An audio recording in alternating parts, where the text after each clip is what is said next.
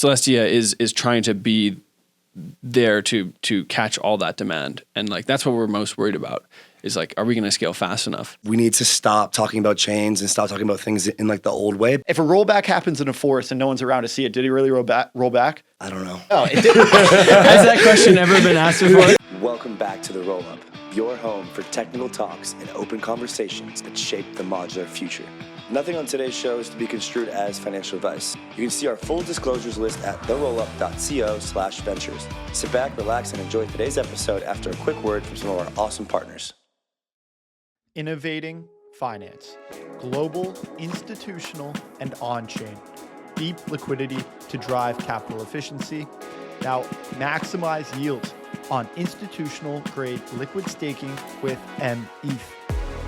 Unlock $1 trillion of capital via Bitcoin. All of this secured by Mantle's treasury of billions in stables and ETH capital pools.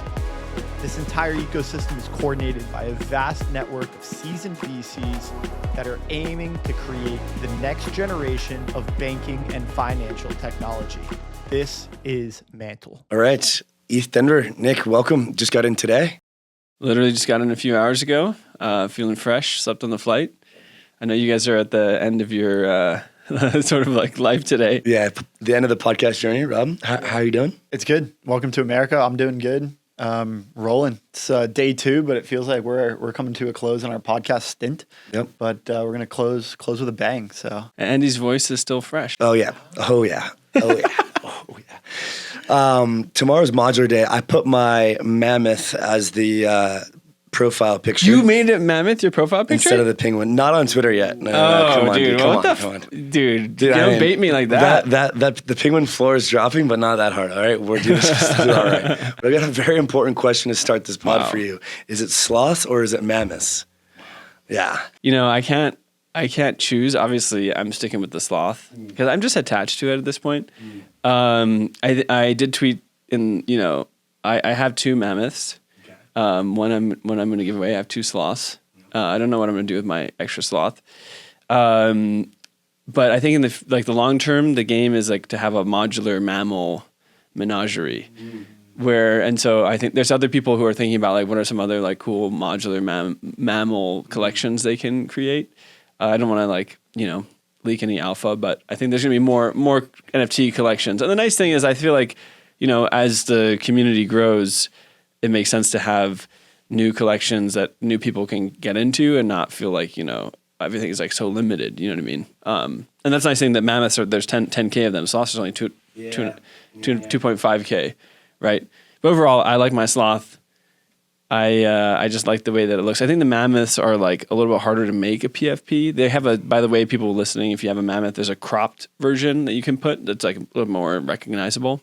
What's unique here is that they're symbolic of like some of the core values of Celestia. Exactly. Right. So like Lazy Ledger with the sloths, but also just about the design philosophy of Celestia itself, just being very minimalistic. And then now we're really going bigger, right? We're trying to have bigger blocks, more block space, abundance, and so you kind of have like this like dichotomy of symbolism. The other thing, so yes, you nailed it. So sloths are lazy. Celestia's a lazy chain, doesn't do anything except for DA, and that's actually a superpower. Then mammoths are all about scale. They're one of the biggest mammals ever to exist, walk the earth, right? So they're about how do we just massively scale up throughput, and about going bigger, not only just for throughput, but for like if I'm an application developer, I'm building something on chain, I can dream bigger, I can go bigger because I have Celestia underneath. That's the message. But also, the cool thing about mammoths is they also symbolize to me this like, if you think about elephants and mammoths are very similar to elephants, at least in my mind. I've never met a mammoth in person, but elephants are very patient creatures. They also voyage together slowly, but over a long distance, towards sort of a destination, a goal, right? And I think that's something that mammoths also represent patience, which is Celestia's whole strategy is the long term, playing the long term game, playing to win in the future, and not making sacrifices and shortcuts in the near term. And so we ask that also of the community of like, don't be an airdrop farmer, don't be a hey, where's my revenue right now? Where's the, why isn't the token pumping? Whatever, all that crap. Like, it's just like, no, like, let us cook. We're building for the long term. And if you're aligned with that, like, come and chill. You know what I mean? We're on this journey together, and it's going to be a long one.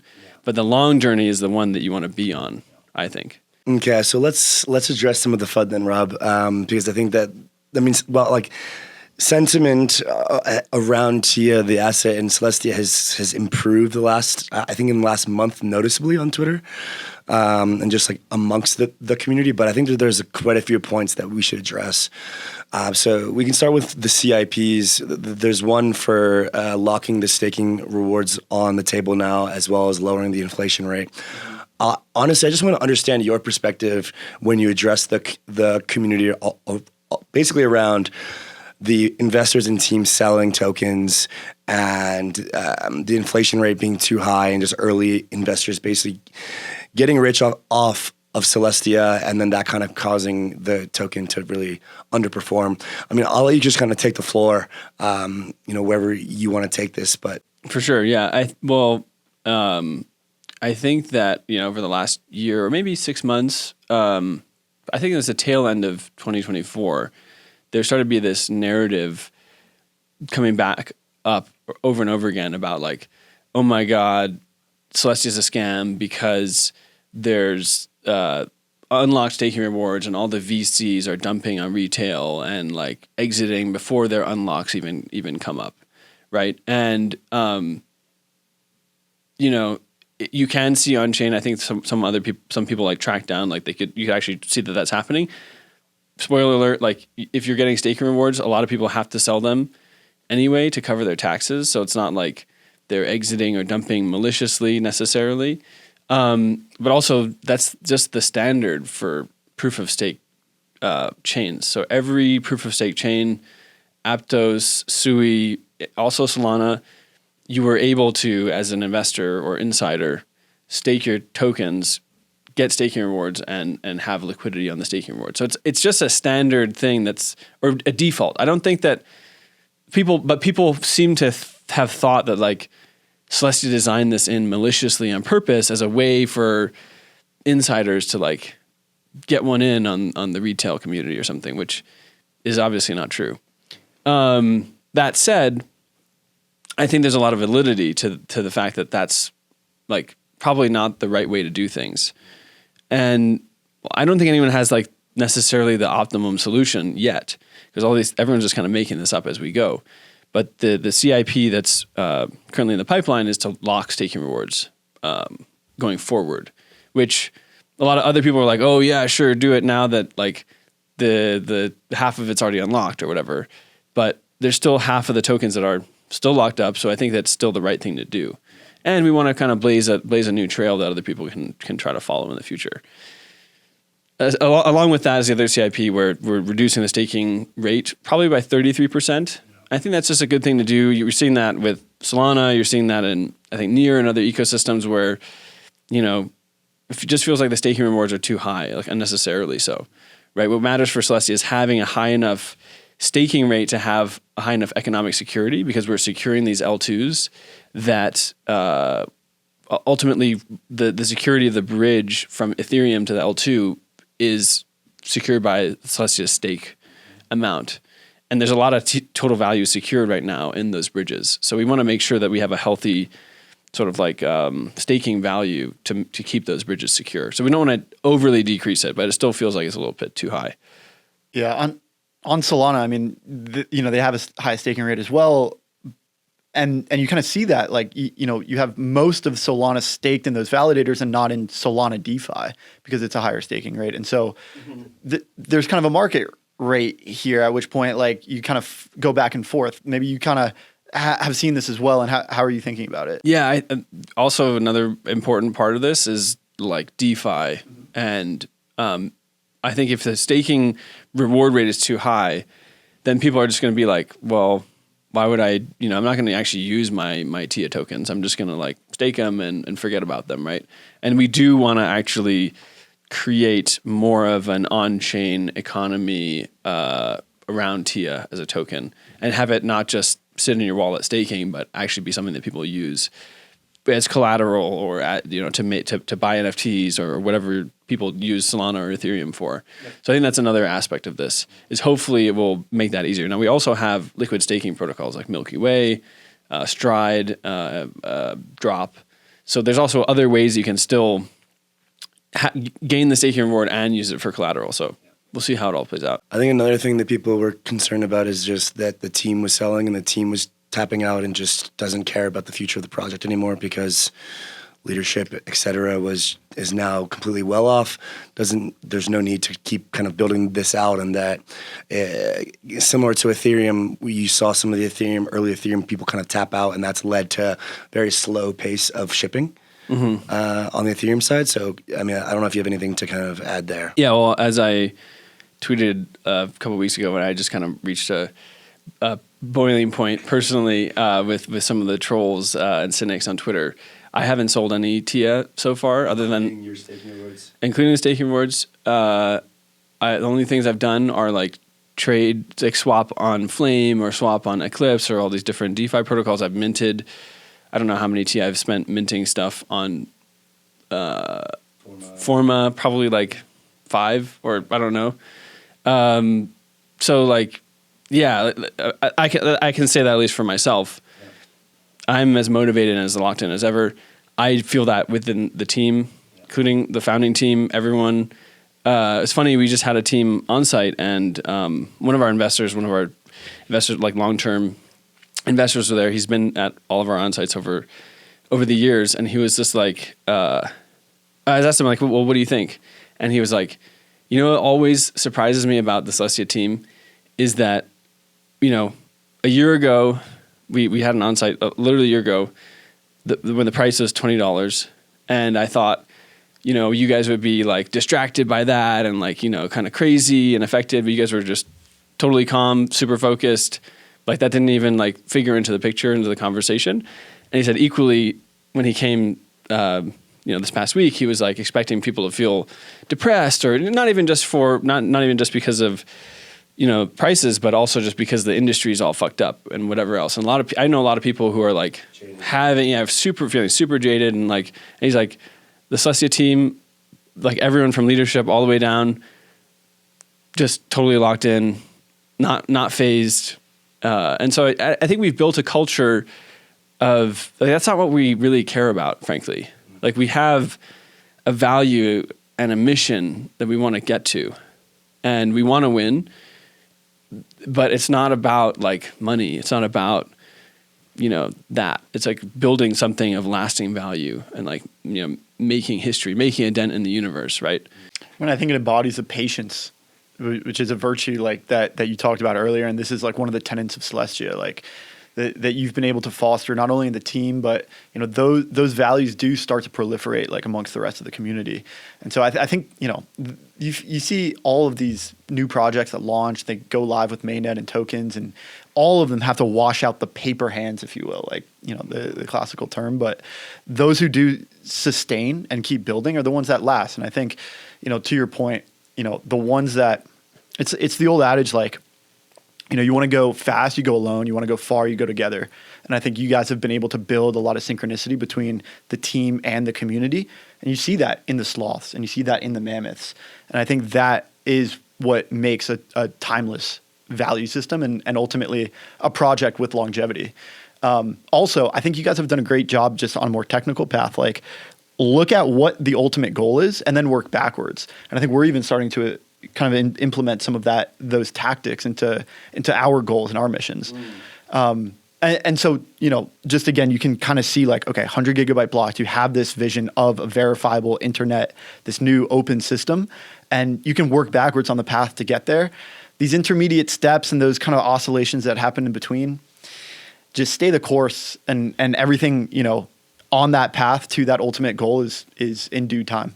Exactly. I mean, just think about how many other teams are pivoting every 6 months when there's something cool. That's like, data availability is cool. And all these L1s are like, oh, well, we're doing data availability too. And it's like, we've been doing data availability since 2019. Yeah. Come at me, bro.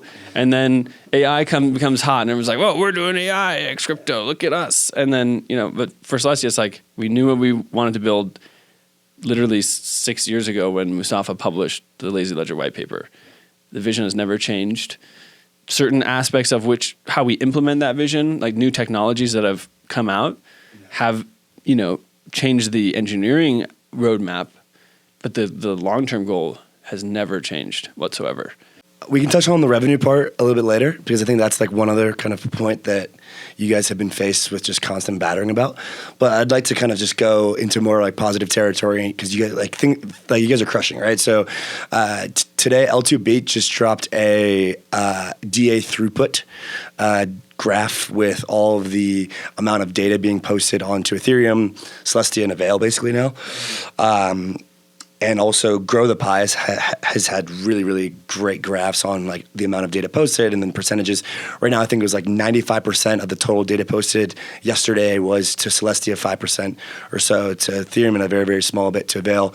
But this was showing the actual throughput in terms of megabits per second right now on Celestia, Ethereum, and Avail. And it's very clear that you guys have the most, like by a long shot compared to Ethereum, I think it's over 10x throughput per second. So maybe you could just kind of like simplify that for the community who is trying to understand what this throughput means in terms of megabits per second, and then why that's so important for what you guys are doing now, which is basically helping Rollup scale. So where our current throughput is 1.33 megabytes per second.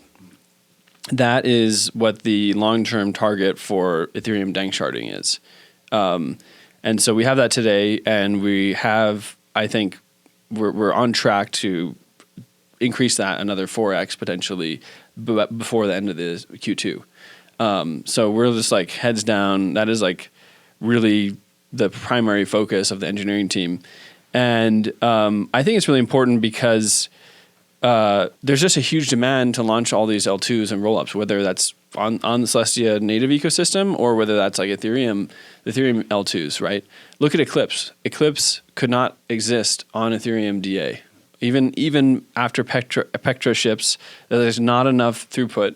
Base is trying to scale, is gonna eat up all the future scaling that I think the entire whatever is on their current roadmap that's feasible.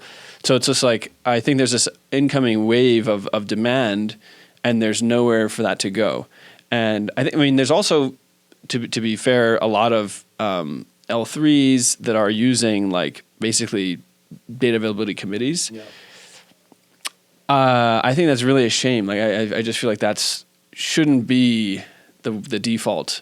That shouldn't be how we scale Ethereum or scale any ecosystem, is by like just AWS, right? So I think that Celestia is trying to be there to catch all that demand, and like that's what we're most worried about. Is like, are we going to scale fast enough? Yeah. But luckily, Avail's coming online. That's great. EigenDA, I think, is coming online.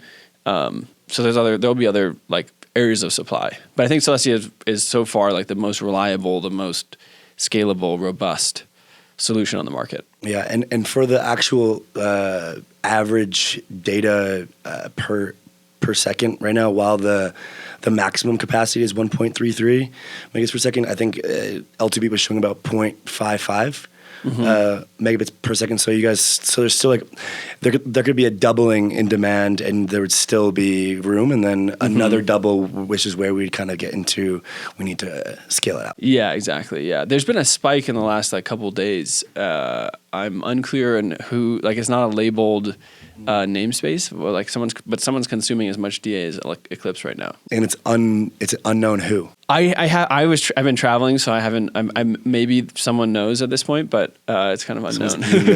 I heard it might be something similar. It might be some kind of inscriptions thing. I don't know. That's my guess. But anyway, yeah. There's Initia's coming on online hopefully soon. Next month. Movement as well. There's going to be there's Rise. There's a huge amount of these really high throughput chains that are coming to market, and like. And they're launching on Celestia, and so we got to scale. We left off one of our previous podcasts talking about induced demand, and so right now, like the level of supply that you guys have is at the point where I think you may have posted something where it kind of showed like, okay, this is the threshold that we have available. Could you kind of talk through like how you think induced demand could work? Like how do you think that would look like in terms of practice? Yeah, I mean, you can see it, I feel like with Eclipse right now, right? Where when you make something cheaper, like the cost of a good cheaper, then it becomes possible to consume it and use it for other things that wouldn't have made financial sense or economic sense before, right? So like doing a tapping game, as much as people love to shit, they shit on this thing. Dude. They hate this game. I know they hate this game because it's fake to them. I mean, yeah, it's a low value activity, but that's the kind of the point is that we can actually have this low value utilization and have it actually be on chain and not have to dump it on AWS, right? And that's the future of where I think block space needs to go. It needs to be cheap enough where you can kind of be free to do whatever you want and not have to worry about that. And because there's no way you would be playing a tapping game on ETH-L1 or even probably an ETH-L2. It'd just be too expensive. So I actually think it's bullish, and I think it's bullish that it's testing out not only Eclipse's infrastructure and throughput, but it's also testing out Celestia's. So like, sure, whatever, it could be spam, but it's still an impressive metric that Eclipse's, I think TPS actually exceeds currently Solana L1's TPS at times. So like, that's cool. It shows what I've been saying the whole time, which is I think L2s are going to scale way harder than any L1 ever could as far as execution goes. On the induced demand thing, I tend to agree, and I do think the scale is coming. And one like example of how like this could play out, we've had a couple conversations about zkTLS, and you know this is like exposing new data sources to become available on chain and in more expressive applications. And so like my thinking is that once those data sources are available, we have like this breadth of data that, you know, was no longer even considered to be part of an on-chain application. And so once we start taking into account online, like banking, fiat systems, social media systems, all these things that, you know, are privately accessible to a certain person, now we can bring those, the way it was described is almost like a private oracle or social oracle if it's coming from social media. And so then that breadth of data all of a sudden means that we have to make sure that all that data is now accessible, and data availability is the tool for that. And so the idea of more information being available on chain, I think converges with the ability to consume all of that data, and you know, maybe we aren't able to vividly see that picture of more expressive applications if we just look at like, okay, we can use a lot more data. But once we look into like what kind of data is possible to bring on chain, then I think it starts to make a lot more sense. And you start to see how this DA supply ends up filling, and you start to see how it could be used on chain for some way more expressive applications. Just different use cases. Yeah. They're like, I mean, basically what we're trying to enable is we can bring any idea on chain and make it just as cheap or nearly as cheap as doing it on a AWS or on a committee or on a centralized server, right? Mm-hmm. And I mean, that's been kind of the premise of just build whatever idea, this kind of like come and build. Coming back to the induced demand, just kind of like close that loop. There was an interesting post recently about like how that was applied to Solana, and how a lot of people kind of thought that because Solana's block space was cheap, that it would never kind of be used. Mm-hmm. Like, do you think that people aren't grasping the idea that Celestia isn't supposed to be like charging users fees still? Like, it's not supposed to be expensive. Like, you're not trying to capture value from people right now. Like, is this something that people are struggling to understand? Redstone modular oracles are available on 50 plus chains, trusted by over 100 clients, and over 6 billion in total value secured. Visit redstone.finance to find out more. Good question. It's so funny because I remember back in, I don't know if it's 2021 or whenever, when Solana was having its come up kind of thing, all the Ethereum people were hating on it because it's like, oh, well, whatever, but it doesn't capture any fees, or like the fees are too low. Meanwhile, look at Ethereum, users have to spend $10 if they want to send a transaction or whatever, right? And they were like all, you know, pumped up about that. It's like, it's scarce block space, it's valuable. I think that's just like, you're just driving users away to other chains, which is totally what happened on Ethereum. We can see that now a few years later. And Solana actually won out by doing with abundance, right? Now, where I disagree with Solana's like value capture is that it's kind of dependent on MEV and priority fees. Long term, I think that goes to the application layer, or even back to the users. Like we're seeing that all over the place with like Unichain. A lot of these like DeFi apps that generate MEV are going to their own chains for that reason. Now, where Celestia is, and on this like induced demand and scaling point, is right now the fees are set to almost zero, basically, and that's on purpose. It's just a spam resistance mechanism. Otherwise it would literally be zero, because we want to just let people come and build stuff, and we want to keep scaling and amass all these users and all these rollups and build and grow this ecosystem. Now, I will say that long term, I don't think that's sustainable economically, and I think that at some point there will have to be some kind of like more reasonable minimum fee for the block space. But the point is, it's not meant to be extractive. Like, I think when you're constraining supply, then you're kind of like squeezing your users and your applications, like kind of like milking them. That's never going to be the case, right? It's meant to be fairly priced so that so that like you're only paying for the amount of value that you're getting, right? Like if the block space is not valuable enough to pay for that, then you shouldn't be using it and you should go elsewhere, right? But the point is that like build a product that is valuable, make your block space valuable, and that can also mean adding in services around your block space, whether that like Lazybridging and things like that make it more attractive to use that specific block space. So that's like the long-term vision. Okay, so even with the recent uptick in demand, the revenue numbers are still small compared to something. They are meaningless. Revenue numbers are literally meaningless. Okay, so the vision for what you should look at, and actually, Mikey Paluto from Blockworks, shout out to him. He did a great tweet, which is like, and I've tweeted this before too. It's like, study Amazon, study these high growth, study Uber, study these like high growth startups who reinvest everything into just more growth that are not actually trying to maximize profit. Because when you're playing like a network effects, potentially winner takes all kind of like game, which, data availability in L1 block space might be, you don't want to overly optimize prematurely for like making profit, right? You want to grow, you want to build the best product, you want to amass market share, and that can come down the line in the future. There was also a great interview on the Unchained podcast with who's the guy Chris Dixon, and he was just saying like because Laura Shin asked him like, what do you think of this ETH versus Sol value capture debate? And he's like, it's so myopic. These guys should just like stop even thinking about that and talking about it, and just thinking about how did we onboard, as cliche as it is, like how do we get to a product that 1 billion people use every day?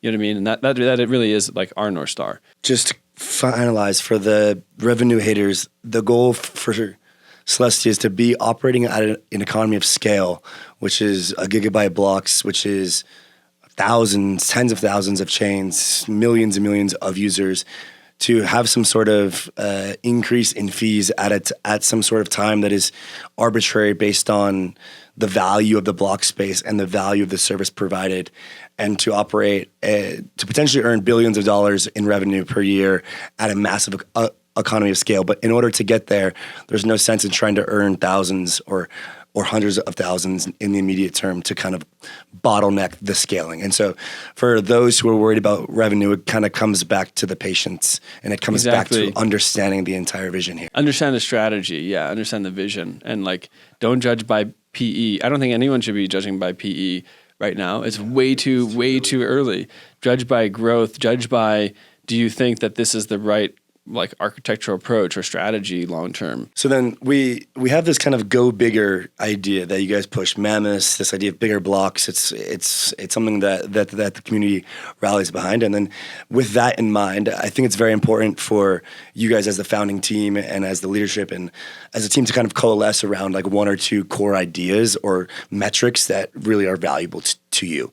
Like, some teams value different things, but without this, I feel you could be prioritizing 5 or 6 different metrics, and it kind of leads you to go in different directions. For Celestia, what are the 1 or 2 core metrics that you guys would like to optimize the shit out of and like prioritize, and that if you guys just get that right, then everything else kind of falls into place? Great question. I mean, we've talked a few times on the podcast about our roadmap. I think that lays out a really good foundation: gigabyte blocks, a billion light nodes, and a million rollups. I mean, you can't take those all like necessarily at face value, but those are metrics that do encompass some of the key priorities for the protocol. Gigabyte blocks, I would say that is above and beyond. That is the North Star. Like, so just keep going bigger. Scaling, just keep scaling. Keep the block scaling space. Yeah. At all costs. Almost. Okay. I mean, without cutting corners. And just real quick before you get into the other one, is there a practical limit to the amount that you guys can keep increasing the block size? There is, yes, because there are Well, do you mean in the long term? In terms of like engineering, or in terms of like social consensus, or how that actually like goes? Yeah, but is there kind of like a law that will evolve, like Metcalfe's law, where it's like the compute, like the potential to compute doubles every year, or maybe that's Moore's law. Yeah. But like the same kind of principle that there's kind of like this equilibrium where with the technological improvements you can kind of expect this level of size increase per year Yeah, it's it's too early to know what could. I think there will probably be like a Moore's law of DA potentially. I mean, at the baseline, DA is constrained by bandwidth, and bandwidth follows Nielsen's law. So this is like the equivalent of Solana's whole like Moore. They say, well, Moore's law applies to Solana, so like we don't need to do any of these DAS scaling stuff because we'll just get that much faster computers every 2 years. Well, DA benefits from that same thing, which is Nielsen's law, which is like bandwidth. I think it's a little bit slower, but it doubles every like 18 months or something like that, right? So we have that as a baseline, but then the question is like, there are practical engineering like blockers to, like, let's say if we wanted to 4x the blocks tomorrow, we couldn't do that because maybe the storage and the nodes, the DA nodes would like get overwhelmed, right? So we have to re-architect that, or like we would just start like missing blocks and like the consensus would halt, or all these. There's like a lot of different failure modes, right, that you have to control for, and it's kind of like, I wouldn't say it's not whack-a-mole, but it's like I think at each time that we're gonna go like, okay, let's do another 2x, another 4x, it's gonna be like, okay, well, what's the blocker? Where's the bottleneck? Go there, solve that, move forward. I think is kind of the iterative approach. I also say that there's some like high level architectural changes that we're making. One is called we're changing sort of like the peer-to-peer networking, how we gossip transactions and how we build blocks to make the bandwidth consumption way more efficient. And eventually, if you, like, once you get to a bandwidth utilization for the consensus nodes or like nodes in general that's really efficient, then it kind of becomes just like maybe just making beefier and beefier nodes to some degree. And the good thing is that unlike a Solana or unlike other protocols, scaling the nodes that are involved in block building and consensus is fine. It's okay if they have to have larger connections, like high bandwidth connections or bigger computers, because we have light nodes. Right. So that's the second leg of this 3-legged stool, which is like, we need to make sure that people can actually verify the network, and that there's enough of them to make the block space secure. Because if you have gigabyte blocks, but then not enough light nodes are there to actually reconstruct it, if the validators collude, then like you kind of go back to almost an AWS. You kind of become a DAC, right? And we don't want to be a DAC. That's the whole point. The beauty is actually just recently, the team. One of our core engineers who spun out to build something called Prism, they actually just shipped recently one of the first, not just a light node in your browser, but like a full rollup, like a ZK rollup that runs in your browser. And anyway, it's really sick, and it feels like we're getting to a very close point where deploying apps with native light node capabilities is going to be like a real thing, and not just like it's in your wallet. It's like going to be embedded. So I'm pretty pumped. I think it's no longer a contrarian view that, modularity is continuing to proliferate, and we are going to see every app become a ZK app and every rollup become a ZK rollup. And to take modularity to its logical conclusion, every user is its own rollup. And I think with ZK and interop, we're approaching that as a reality. And that's been kind of like my mental model, at least, is like escaping the chain-centric view, which is like a settlement-first view. It's really not about L1s, L2s, and applications on top. It's about these little like modules of state that just exist in the void, and then we're going to connect those with interop, right? Mm-hmm. And so this, is a vision that I think you guys at Celestia share, and ZK accounts and Lazybridging is a very important part of that vision. Like, maybe you could kind of talk about like how, again, working backwards from this ultimate goal, like how important is Lazybridging and ZK accounts, and how does that help you achieve this, open internet with 100 gigabyte blocks? So the question is like, where does ZK accounts fit into the like long-term vision for like interoperability for the Celestia ecosystem? Yeah, great question. So there's two ways that it fits in. So for people who don't know ZK accounts, it's this idea that we can add a way to verify ZK proofs on Celestia and have basically some representation of that state live on Celestia so that other rollups can read from that and they can kind of have a way to interoperate through the Celestia like base chain, because they're all going to be running light nodes anyway. So it kind of makes sense. The first thing that enables is just TIA being able to bridge up to these rollups natively, which we don't currently have. Right now we have IBC, but then you kind of have to like a lot of these rollups can't support IBC, so they have to hop to Stride and then over there, or hop to Astria and then up to the rollup, which is not like a ideal situation. So that's the first thing it enables. The second thing it enables is kind of what I was talking about, which is like you start to, I don't like the word settlement, but the Celestia base layer can become a almost like a, sort of similar to like perform similar types of services to settlement, but like a different flavor, I'd say, where it's more about like just like verification. It's a source of truth. A source of truth, exactly. Yeah, exactly. I forget who it was, but we were having a conversation with someone earlier today on a podcast, and we were talking about this idea of local consensus. Maybe you remember who that was, but It's the guys from Pod Network. From Pod Network, exactly. And it's a very similar vision where they have their pods, right? And there's no consensus at all, right? And there's no real concept of settlement.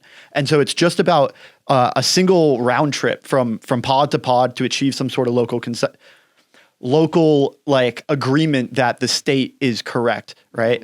And this, I think, is the epitome of modularity. And I think I think this is just a core principle of economics, that we have the division of labor and everyone is able to specialize, and then we trade with one another. And that creates a free, efficient market. And so as we continue to expand into more and more chains, we'll continue to see that specialization happen. I think that is the direction that this space will go, where all of these apps exist, all of these users have their own rollups. And rollup is a very light term. Like, I don't expect users to be running anything more than like something in their browser, perhaps, right? Mm-hmm. And it could be embedded into a wallet wherever they're executing transactions. So in this world, like we are like exchanging this information and this value, and it's all occurring very, very light and in synchronicity with these other apps and rollups. That's a very different view than I think a lot of people in the space hold today. I think still settlement is kind of like the first iteration of what people think about when they think about using blockchain. They think about the chain. But I think it's important that people start to unlearn some of these misconceptions, because really, like, there's a vision here that all of this explodes outwards and we get a much more expressive, robust ecosystem as a result. But interop has to catch up. Nick talks about this a lot, like this, like switching from a chain perspective to just thinking about apps. Yes, exactly. Like we need to stop talking about chains and stop talking about things in like the old way, because the new people are just simply not going to exist in the same paradigm that we have. It also, I think, is misleading too, because in the future, when we do have chain abstraction and like interoperability works really well, like rollups are going to just be a lot more like just smart contracts. Yeah. You know what I mean? Except they're going to be smart contracts with like superpowers. So even the fact that people have like tend to like whenever you say rollup or you know its own chain, application specific chain, people think like they have all this baggage that comes with it, right? But like the point is like in the long term that baggage won't be there. Yeah. And so I like to like think in that mental model, which is like you have applications, you have security zones, which to me are what Celestia is at the end of the day. It's a security zone for these applications to plug into each other. Like you can think of whatever the state root that they have as a ZK account in Celestia is sort of like the contract state that you would have on a smart contract on Ethereum. Yeah. It's just that they're living in their own sort of like state space, their own execution space with customizability and on all this scalability. Yeah. But at the end of the day, everything starts to look very similar. These rollups are as light as smart contracts. It's just chains and bridges, guys. Well, yeah. It's not chains. Well, the last thing I'll say is actually it's really cool if you go back to the Lazy Ledger white paper. Yeah. When Mustafa wrote it, no one had really solved rollups yet. They didn't quite exist. Right. So way he thought of people building applications on just a pure DA layer was this concept called client-side smart contract, which is basically like you have the smart contract, and if you want to know what the state transition function is, like you can find it somewhere, and then you can just re-execute the contract yourself. But the thing is, there was no way for those things to bridge. Like the superpower of rollups is that you have these secure like clients, allow you to bridge between them. So he posed that as an open question. But the cool mental model about that is that like we even get carried away with the fact that like these rollups need to be like their own chain, because that also brings a bunch of baggage around like, I don't know, you need a sequencer, you need RPCs, you need all this like infrastructure around it. And I think in the future we start to have these like very minimal, basically like you write a smart contract and then it gets ZK proven, and but it operates as a roll up, like it's its own state, but it's not like a full chain. And in fact, actually, just to shill Prism one more time, that's something that they're building. I think it's called the Prism SDK. It's basically a way where you can just like write like a Rust-based like chain and compile it. I actually don't understand how it works, but you can just ship a chain that is like not like ship a rollup that's not like a rollup in the way that people think.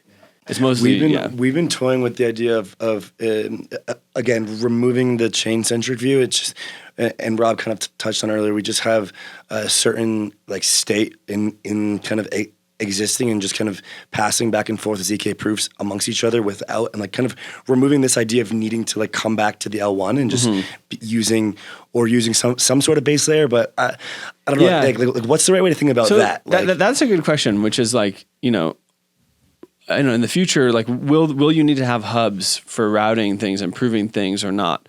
And like, I think the end game to me is like some form of proof aggregation, and in which case like you don't really need, like you just, maybe the proof gets posted to each one of the rollups, and then that one proof lets you like verify everything else. Yeah. The trippy thing is actually so at some point we're going to ZK prove the Celestia state machine. It's an active area of research.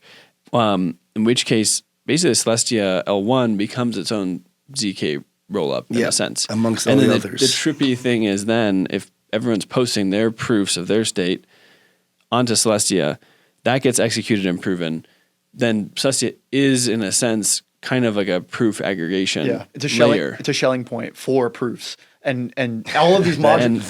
That is tricky. And it is kind of a proof aggregation because you're actually aggregating all into the proof and of that's execution. Important because as you have like all these ZK proofs that are being sent between these different modules to verify state, like what's to say that there isn't a rollback on one of these modules of state, and then that gets rolled back, and then how does the module over here, it just verified a ZK proof, but then it got rolled back. How does it know that there was a rollback? It needs a new ZK proof. It needs some sort of source of truth, and that is where this proof aggregation system comes in. Celestia could, Celestia would end up getting some sort of proof that there was a rollback, because if a rollback happens in a forest and no one's around to see it, did he really roll back? No, it didn't. Has that question ever been asked before? Rob's on one today. I think the answer is you're no, right. right? We It has have- to tell someone that it rolled Oh, back. absolutely, yes. Otherwise, Well, it's there just has to be corrupting its some own sort state. of more trusted But then layer. that ZK proof gets broadcasted to all the other modules, and then everyone knows that it got rolled back. And I think to Nick's point, I think Celestia becomes the Schelling point of proof aggregation to gossip these ZK proofs to the rest of the modules. Yeah, and I mean, one of the theses of lazy bridging, right? It's what's called lazy bridging, is that like when you deploy a new chain, chances are you don't want to have to deploy your own bridge to all these other chains you want to like connect to. You don't want to have to run relays or do all that work. So it does kind of, that's where I do get bullish on like the idea of hubs, where it's like, okay, I just connect to this one place and it's connected to everything else. So it's just a very simple thing. Now it might be one extra hop versus like I just could go straight. But then like, you know, you could have all these solvers, right? And all the intense stuff where it's like, you know, you can forward things. And the point of Celestia having these, and so you can have like faster than like settlement, like routing times and interoperability. But like solvers have their own limits, which is like, they can only really, in my opinion, like do market making and forward tokens. I don't know if you should trust someone to just like, if you just want to do a cross contract call or something like that, like cross chain, I feel like then it becomes a little tricky. But Celestia, the last thing is that Celestia has single slot finality, and the faster we can make those block times speeds up the speed and the settlement time for routing those coins and the end user experience. If you look at the rollup centric roadmap for Ethereum and then you look at where Celestia is headed, there's clearly like several pain points right now that Ethereum's feeling. Yeah. I think native interop is one. I think single slot finality is another. Yeah. Totally. Yeah. And so there's two reasons why I feel like the Ethereum as a settlement layer didn't work out.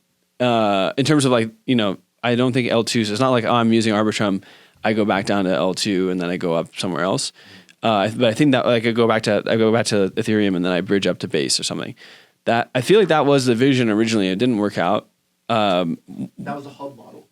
That was the hub model. I think. I mean, obviously, I guess like now, what's it called?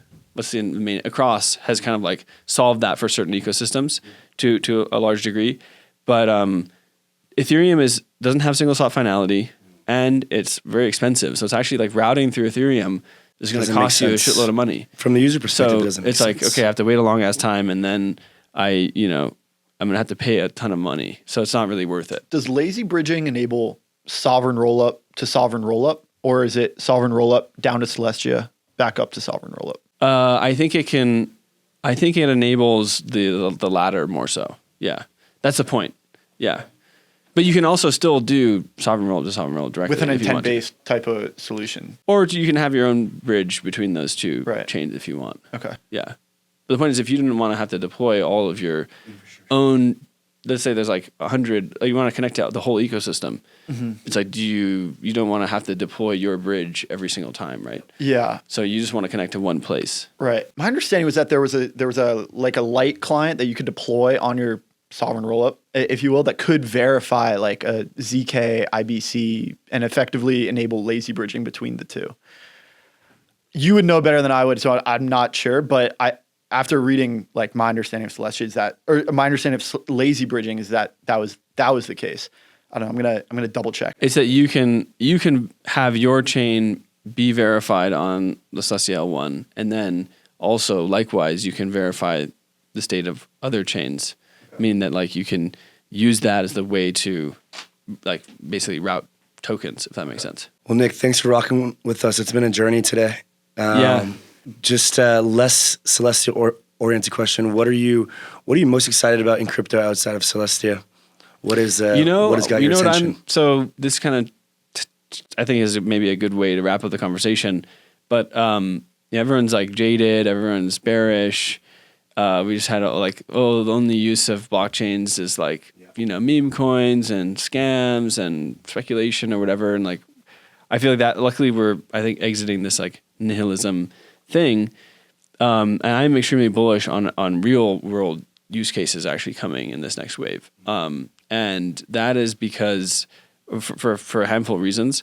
One is actually just the infrastructure, obviously. We finally have like the baseline tools that you could use to build some really interesting stuff for the first time. There's like embedded wallets that make like user experience of signing up insane. You have things like ZK TLS, which allow us to like bridge into the actual legacy Web 2 world really like natively. And that can like that's a whole like Pandora's box of interesting opportunities. There's DA, so much throughput. Like we have all of these like tools that are coming together for the first time to make some really cool shit possible. Add to that, we're in a new regulatory regime.